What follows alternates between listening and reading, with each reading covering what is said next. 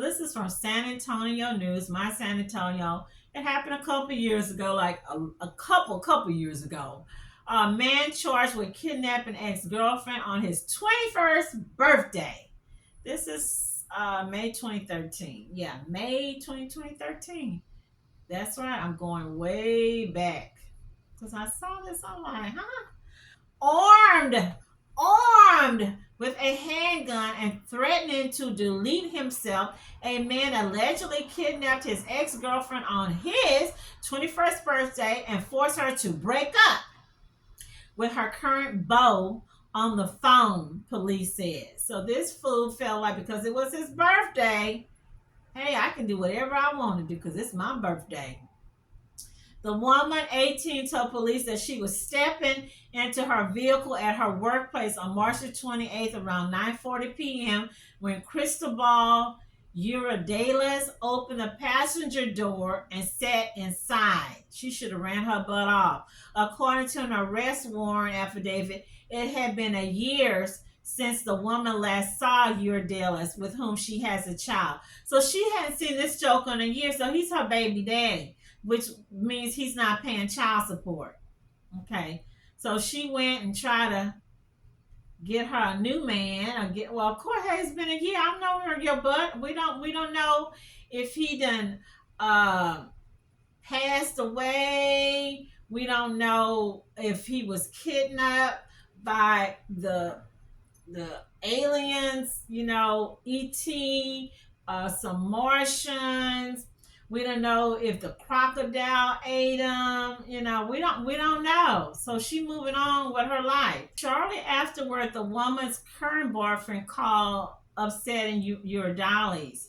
The affidavit says the gunman allegedly told her to say that she didn't want to see him anymore and that she didn't love him. Looks like he knows too much of her business. He must be looking at her Facebook page. That's why your Facebook and stuff need to be set to private. Both calls were made on a speakerphone. After hanging up the second call, Urdiales reportedly told the woman that he planned to kill himself and he instructed her to turn onto Kentucky Road and drive to his home. Afraid of what he might do, the woman said she refused to turn, and Urdiales grabbed the steering wheel to direct the vehicle. After fighting him off and running out of the car to get the attention of a truck parked at a nearby stoplight, Urdiales allegedly pulled her back inside, bruising her wrist. How did that happen? She must be a small girl or something. The woman eventually gained control of the vehicle and drove into a school parking lot and managed to get Urdiales out. He was arrested early Tuesday and charged with aggravated kidnapping and first-degree felony. Okay, so that's all. I don't see any more. So what can we assume? I'm going to try to call. That's right. It's been a while ago. I just thought that was just really weird. The woman has moved on with her life. She's moved on with her life, left him in the past, and here he come creeping up after a year, looking at her Facebook page, looking at her Instagram. I don't know how he know where she work at or why she's still at the same place. And boom. But yeah, why I don't see anything? My essay, why y'all didn't say what happened? This guy, most likely, we already know. He went back out in the streets. They gave him the affluenza treatment. You know, they probably threw probation at him. Whatever. Moving on to our next. This is from Daily Mail, you guys. So this next story here, monster forced ex-girlfriend to watch her own grave being dug before shooting her in the, prosecutor say. Tony L. Charbonneau, sound like a wine, 36, allegedly forced Amy Hogue, 43, to watch him dig. And he and his current girlfriend, Brandi, boy, that name keeps coming up, Brandi L. Luffy, 40, are now charged with her murder. Wow. They killed this poor lady. They deleted this lady. A rural Missouri man, rural Rural. You guys, y'all don't get me. Rural. A Missouri man has been accused of kidnapping ex-girlfriend and forcing her to watch as he dug her grave. That sounds like something out of a horror movie, out of one of those, I don't know, American Horror, one of those old Peter Cushing, Vincent Price movies, you know. So here, police say Tony Charbonneau, 36, punched, kicked, and even stomped on his ex-girlfriend, 43, Amy, during an argument on his property on June the 20th. He and his current girlfriend, Brandi, then allegedly put the victim in a manual wheelchair and bound her hands. News we're following tonight out of Washington County, Missouri. In a gruesome and disturbing case, a man is accused of killing his ex-girlfriend with the help of his new girlfriend. 5 News 9's Paula Fasson looked into his past and found he had a history of domestic violence charges. A man and woman are now facing charges after a brutal murder in Richwoods, Missouri. Court documents show 32-year-old Tony Charbonneau allegedly attacked his ex-girlfriend, Amy Hogue. The documents allege he beat her severely before strapping her into a wheelchair and loading her into the back of his car. Police say his new girlfriend, 29-year-old Brandi Luffy, then helped gather shovels, tarps, and a gun. Court documents reveal the couple then drove to a wooded area on this road. Charbonneau is accused of digging a grave and then shooting his ex-girlfriend to death. Documents reveal Luffy was a lookout after leaving the scene. Records show the couple then burned the evidence and dropped the victim's purse in a river. This crime is heinous, and it was pointless. We met Washington County Sheriff Zach Jacobson near the home under investigation. It's where he says Charbonneau once lived with his new and former girlfriend, a man with a record of domestic violence charges. He says Hogue had enough. She planned to leave.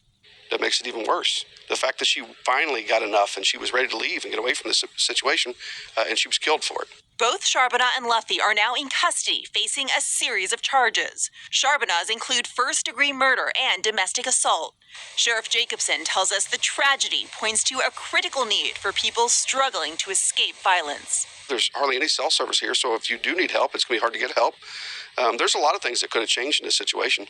In Washington County, Paula Vassan, 5 on your side. So it's hard to ping phones.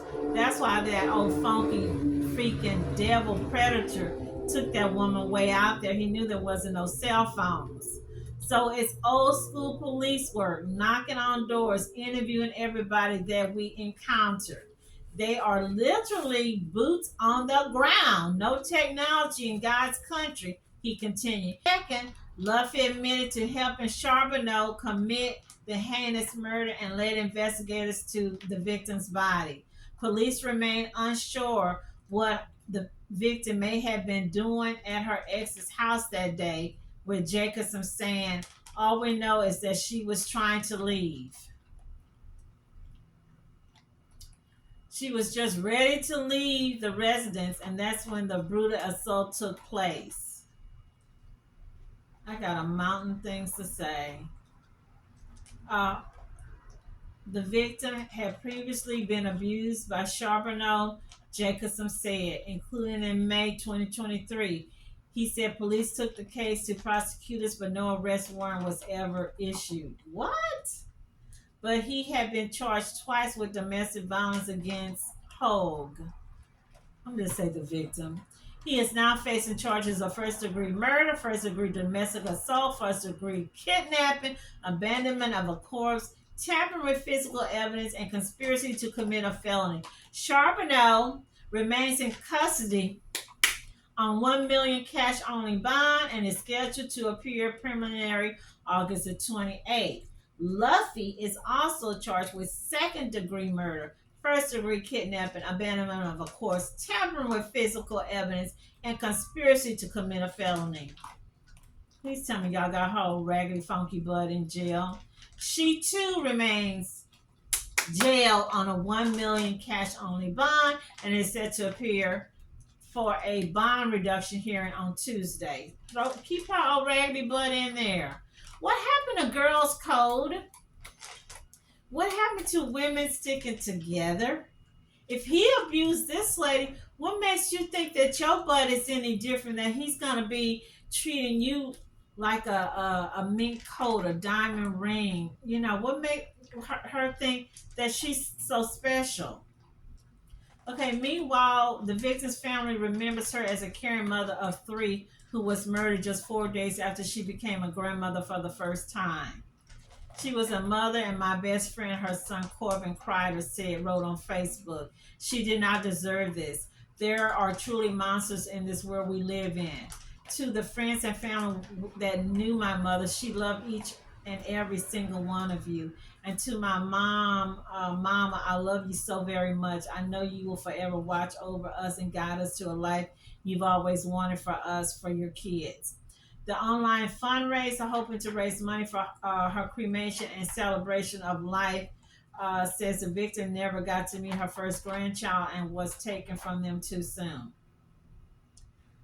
I need to know more. I do, because why was she over there? If he abused you, he moved on, he got a new woman. Why did she go over there to his house? You are a victim of domestic abuse, violence abuse, rape. You know the word, small g, big RAPE. Why do you even care who your old man got, who he with? I'd be just glad that his behind is gone. His behind has moved on. He got a new woman's gonna have to put up with the same crap, the old mess that I had to put up with. Why would you go back to his place and then you go there by yourself? If you're gonna go back there to get some clothes, to get whatever, you go, and you don't go alone. You bring someone with you. You bring the cops, you bring the sheriff, you bring the deputy, you bring your big brother, you bring the Dwayne the Rock Johnson, you bring Stone Cold Austin. You bring, you bring someone with you, and someone most likely that have a Glock or something. You don't just go up there plumb nilly by yourself like a newborn babe, and all you have is your mouth. All you got is a mouth, and it was him and his new girlfriend. And I would like to know, because the police didn't elaborate, how did they know to go to the girlfriend? What did she say or do? Or did she just start immediately singing like a canary? But no, I wouldn't have went. I would have been glad to be rid of him. I would have been glad that he done found a fool or whoever, a new victim, and I'm not the victim anymore. I would have got my distance, made distance as far as possible from him. But there's no way in heck I would have went back over there. Seeing here that she went over there, they got into an argument. He stomped and he punched her. I'm not seeing what the argument was about. He was immediately suspected due to the history of allegedly abusing the victim, including a May 23 incident when he supposedly hit her so hard from behind that she passed out. Another case from October 2023 was pending at the time of her disappearance. Law and Crime reported. Why would I'm just stuck on stupid? I would not have gone back there. I wouldn't never went back there. I would have never went by myself. We have nothing. There's nothing for us to talk about. It's nothing for us to go back, old times sake. Nothing. You guys, this is too sad. Prayers go out to Miss Hogue. Prayers go out to Miss Amy, her kids, her grandbaby, that she's in heaven. Prayers go out to the women in that little rural area who are probably most likely dealing with this domestic violence in silence. Do I have any feelings of prayers for this other fool, the lookout woman, Miss Luffy? No, because there's so many things she could have done. She could have stopped it. She could have called. She could have grabbed a gun or a shovel and popped him. It's a lot that she could have done to stop, but she didn't do anything. She didn't do anything until the police reached out to her. And again, what happened to girl code? What happened to women helping women? You guys, leave me your comments. You guys and gals, leave me your comments. What you think? Would you have gone back there to your boyfriend or husband who you broken up with by yourself? Okay. So again, I want to thank you for joining me. And what else? Maria loves to talk. Stay healthy, happy, and blessed. Thank you.